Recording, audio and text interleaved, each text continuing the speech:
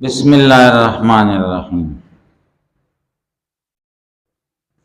فصل فی النساء، فصل دے په بیان د ښځو کې.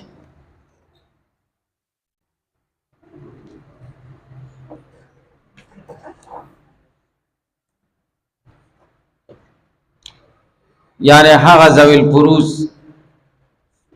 چې هغه زنانه دي او هغه اته دي.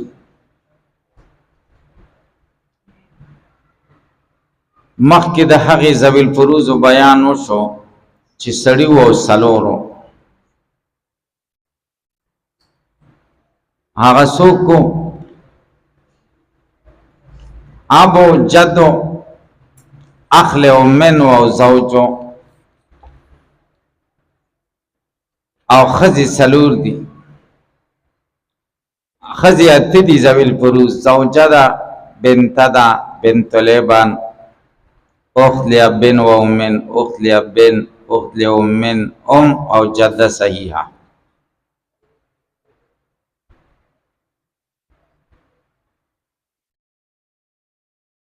په دې ښځو کې اول خپله بیبي ده. سړی مړ شي او خپله بیبي دې پاتې شي. د خپلې بیبي په میراث کې څه حصه ده؟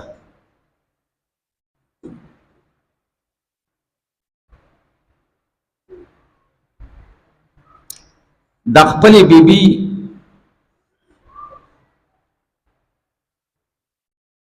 په میراث کې دوه حالت دي. د دې سړي به یا بچي او یا بنی، نارینه او زنانه.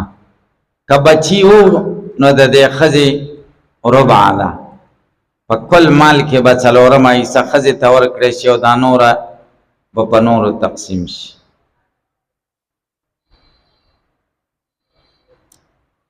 او کچری دویم حالت دا ده که د مړي بچي نه بچي وو نو بیا د ښځې سمن دی، اتمه حصه ده، او دا نور به بیا په نورو تقسیم شي او عصبو ته به میلاو شي. اما للزوجات په حالتان، هر چې بیبیانې دي خپلې دې دپاره دوه حالت دي. الربع للواحدة فصاعدة، څلورمه حصه یوې بیبي ته ده، او یا که زیاتې دوی درې څلورې هم ربع د ټولو شریکه ده. هر داسې نه چې هر یوې له به تنها ربع ورکړي. عند عدم الولد، په وخت د بچو د نشوالي کې، و ولد الابن، او د نوسو په نشوالي کې، د زوی د بچو په نشوالي کې. و ان سپلک څومره ټیټ نه خپل بچي او نه د زوی بچي او نوسي.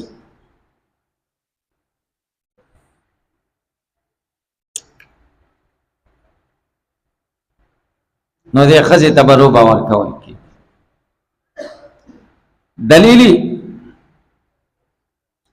خدای قرآن کریم کې وایي ولهن الربع مما ترکتم ان لم یکن لکم ولد. دې ښځو دپاره څلورمه حصه ده په هغه مال کې چې تاسو پریښي.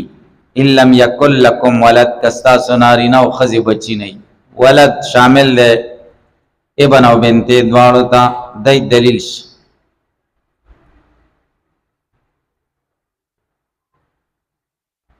هلکه تاسو پې پوه شئ که پې پوه نه شئ.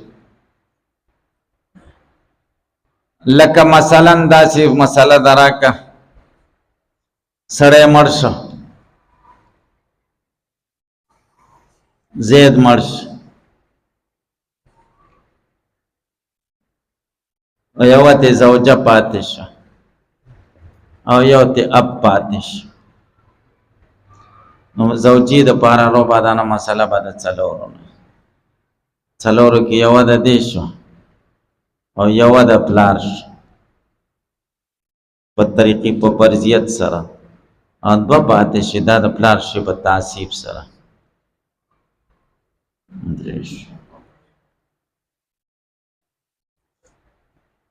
دویم حالت د ښځې والسمن مع الولد او ولد البنت وان سفله، او اتمه حصه به په مړي د خاوند په مال کې، که د بچي او یا د زوی بچي او که څومره ټیټ شي، او که دا بچي د دې ښځې نه وي او که د بلې ښځې نه وي. او که د دې ښځې په ځای څلور ښځې د دې سړي هم ربع ده.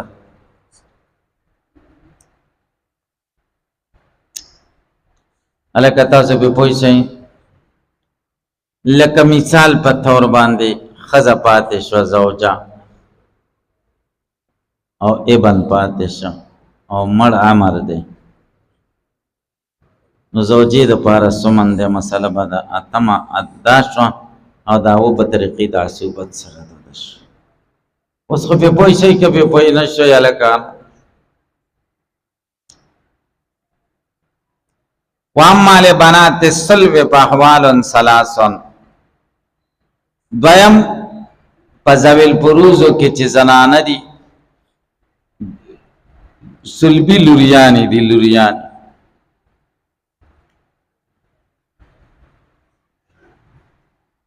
لور.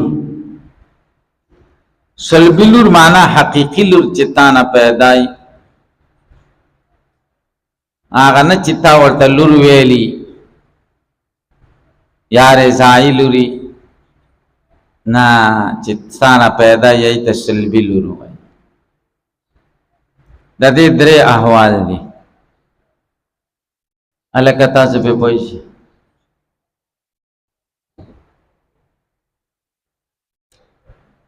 دې څو مسلو کې به د پښتنو مولین خدای نیسي دا نه بیانوي. یا د ښځو د میراث مسله بیانوي، خپله ورکوي مولین، خپله نه ورکوي. چې خپله ورکول او شروع کړی وی نو بس ویلو ته ضرورت نشته، خلکو به دوی لیدلی نو عمل ډېر اثر کوي. هلکه پې پوه شئ که پې پوه. او په اخوا دې خوا خبرو باندې نښتي دي سره دا شی داسې دی او دا داسې دی، اصلي مسله پاتې، اصلي خبرې پاتې. دویم د دې مړو په رواجونو باندې به زمونږ ملایان خدای نیسي. د مړو رواجونه غلط روان دي او دوی څه نه کوي، خیراتونه خوري د اولې ورځې، سقاتونه اخلي او جنګ جګړې پې کوي، حقیقت خلکو له نه بیانوي. الله تعالی به د دوی نه دې باره کې تپوس کوي چې دا څه کوو.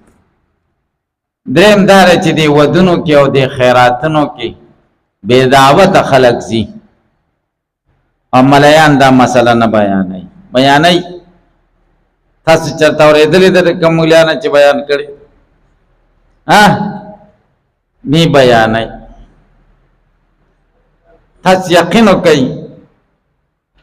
په دې اطرافو کې څوک خیرات یا واده، دا خیرات هم دعوت پکې ضروري دی، دا خیرات نه دی دعوت دی.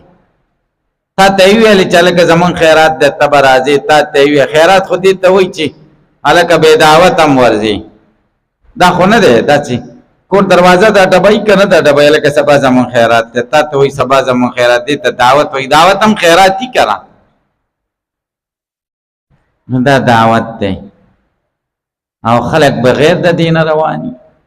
او خلق ماته یو کس ویلې چې علاقو کې خلق یو مرګره په یو علاقه کې یو مرګره لکه په لنډي سړک کې دی، یو مرګره دلته دی، دا اتفاق کړی.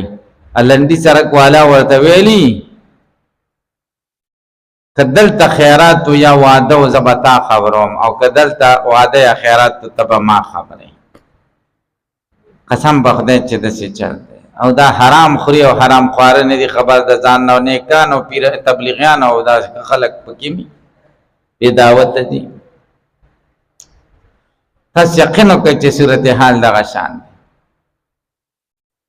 دلته یو چا واده و زه ورغلمه، قسم دی چې شپږ وروڼه او ټول پکې و. دعوت شپږ ورلئ که یو کس لئ تاسو؟ زه خو دې شي کې ډېر نه یم بلد، مولین خو ډېر دعوتونه ودونه نه کوي. دعوت یو کس لئ کور کې که شپږو تنانو لئ او وځي پکې شپږ. داسې خلک مې لیدلي چې کار لځي درې وخوري او درې نه ولاړي او بعد چې موقع دغه کې که نه بس هغه درې م وخوري او ایسته ځي واده او خیرات په ځای پرېږدي. تاسو یقین وکړئ چې دا چل خلق مجبور شي کلی کې نه کوي، وای شادي حال کې کوو. هلته چې دا خلق ډېر نه وي، هلته چې لاړ شي هلته بېله بې شرمۍ باندې واوړي، هلته د لارې او د کوڅو خلک ورته را روان. داسې ده که نه ده؟ تاسو یقین وکړئ چې دا صورتحال پخوا یو وخت کې زه نه یم تللی خو ما ته چا ویلي وو په دې ابداره روډ کې یو واده و په یو شادي حال کې وایي هغوی دا شرط کړی و سړی کېنولی و چې څوک راځي نو کارډ به ښیي تاسو دا خبره اورېدلې ده دا اوس صحیح طریقه ده هغه سړی به راځي چې کاډي یا کاپۍ کې نومونه ولیکي چې دا کسان مې را دعوت کړي دي که چا نه کارډ پاتې څوکیدار ته وایي په دې لیست کې نوم وګوره که نوم یې وورته وایي راځه چې نه ووایي ته داسې طریقه په کار ده دې کې څه بدي نشته یو 208 ملګري ځان سره روان کړي راځه زموږ ملګری دی او دا سپینګري چې کوم دي دا خلکو له وایي هلکه زموږ ځای کې واده دی راشئ راته ویلي دي چې ټولو خلکو ته ووایه تاسو یقین وکړئ چې دا صورتحال د واده والا به بندوبست د 1500 کسانو کړی او کسان به څو راشي 1500 او کم کسان چې مدعو کړي او رابللي هغه غریبانان باعزته خلک هغه بس پاتې شي پکې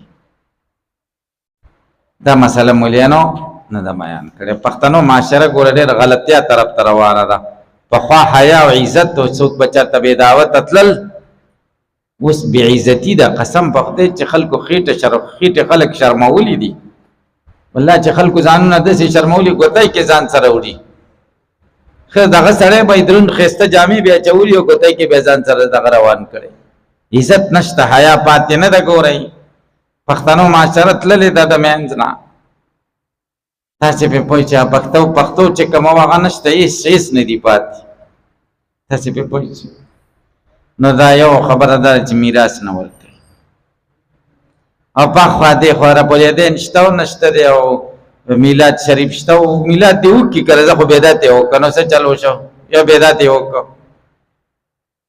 تاسې پرې پوه چې میلاد شته او نشته او د سنت نرسته دعا شته او نشته او اسقاط شریف شته او نشته دا عملیان زمونږ به دې رانختې دي او تا ما ته داسې ویلي دي لکه د ښځو رښتیني ګودر کې د ښځو رښتیني تا داسې ویلي دي او ما درته داسې ویلي دي او تا داسې ویلي مولیان په دې نښتې دي ظالمان د اصلي مسلې بیان کوي تاسې پرې پوه شئ موږ وایي پلانکې ډېر بزرګ دی او پلانکې ډېر بزرګ دی دې بزرګ تاسو لږ ریکارډ وګورئ چې خور له حق ورکړی که نه دی بزرګ به د خور په حق باندې مدرسه جوړه کړي او بزرګ به د پلار نه چې کومه ځمکه ورته پاتې ده په هغې به یې خانقاه جوړه کړي خور له به یې پکې نه وي نو بیا موږ وایي بزرګ دی او خانقاه ته ورځو پیر صاحب له او هغه جومات کې منځونه کوو قسم په خدای چې دا ګورئ ډېر ناروا کار ناروا بنات صلب پلار مالدار ای بچی وای خدایا دا پلارم زر مړ کې چې دا پیسې موږ له پاتې شي دا وای نه مړ کېږي موږ له بس پیسې ته چې پاتې شي او ډېر خوشحاله ای چې کله به مړ کېږي دلته یو سړی اوس مړ شوی دی او دلته غټه بنګله جوړه کړه او دې سرو ګرمیو ته به ولاړ په شکال کې او دا کور کې کار کوه او بیا یو کال دوی پکې ژوند وکړو بیا مړ شه زوی ما ته ویلي دي خدای دې زر مردار کې دنه منګه گاډی نشو اخیستی وایي گاډی به نه اخلی او هغه چې ورته ویل چې گاډی مه اخلی بچو ته د شفقت د وجې نه ویلې چې هسې نه چې گاډی پې دغه نه شي اکسیډنټ ونه کړي که نه هغه ورته شفقت ده او دې ویلې خدای دې مردار کې مونږ ته گاډی نشو تاسې پرې پوه شئ که پرې پوه او لور له نه ورکوي لور ښه ده که زوی ښه دی تاسو یقین وکړئ چې زوی هم نعمت دی او لور هم نعمت دی او لور رحمت دی خو چې د لور کم دغه دی د زوی هغه نشته لور ډېر بهترین څیز دی او زوی خو تربور شي که ښه خو ښه ده او که نه نو بیا محمد عمر ځئ تربور یقین وکړئ چې داسې ده او لور ښه ده واما لبنات الصلب فاحوال ثلاث د صلبی لوریانو لپاره درې حالات دي النسب للواحده یو چې ونو نسب دی ورته ځکه خدای وایي فإن کانت واحدة فلها النصف که لور یوه وه نو د دې دپاره نسب دی لکه داسې مسله یي ما ته راکړه مارکر داسې مسله یي سړی مړ شي یوه تې لور پاتې شوه بنته او یو ته عم پاتې شي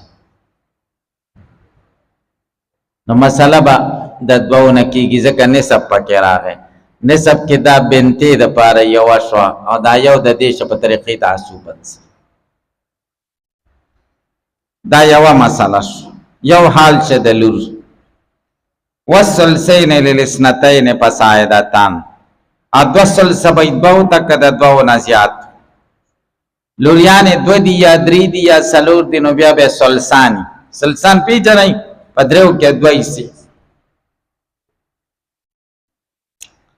هلکه پرې پوه شي ځکه خدای قرآن کې وایي وإن کن نساء فوق اثنتین دای دلیل دی که چېرته دا زنانه لوریانې د دوو نه بره یې فلهن ثلثا ما ترک دوه حصې په هغه مال کې دي چې د ده نه څه پاتې هلکه پرې پوه شي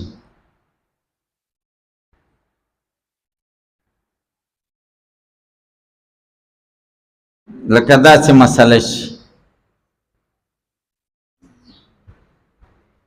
دوه بنتې دي او یو عام دی نو ثلثان پکې راغله نو مسله به د درېو نه وي نو دوه د دې وشوي یوه د ده شوه په طریقې تعصبت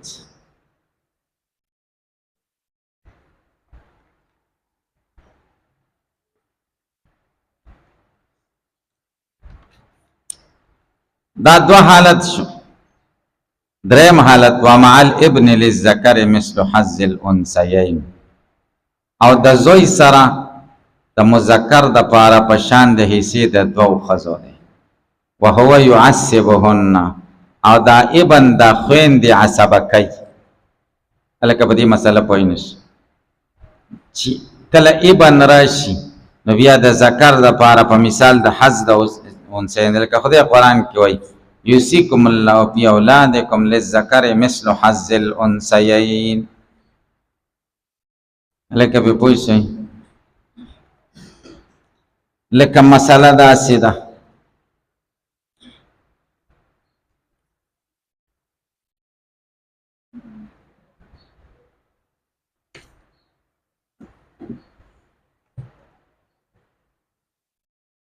لکه مسله داسې ده میت دی او یو تی ابن پاتش او درې تی بنتی دی